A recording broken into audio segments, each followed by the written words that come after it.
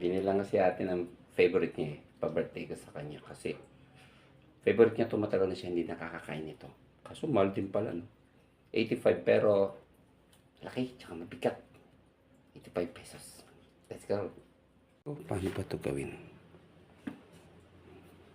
Ito marunong nito eh. Para siya. Ganito ba to? Oh, galing ha. Tapos, ano na? Bala na. Baka babalatan na. Balatan ko na nga. Diretso. Yun naman pala eh. Talaga naman oh.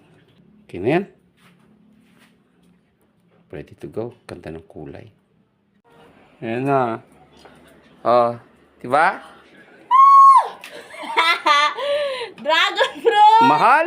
Bayaran mo na lang sa sweldo.